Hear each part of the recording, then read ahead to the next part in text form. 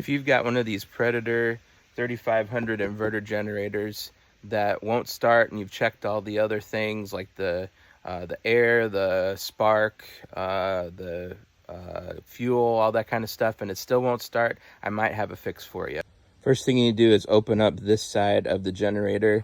There's a screw here, here, there's 3 down here, there's 1 here, and then there's 3 bolts across here. That'll get it to pop out. If you want to take it completely off, you got to take these wheels off. Once you get it open, this is the, I think it's called an ignition module. It's a piece here, some electronics that's gone bad and won't let the thing start. This is my old one. There's a piece that plugs in here, and then these 2 plug in. So you have to, there's 3 connections, 2 screws. The part is about 25 bucks off of Amazon.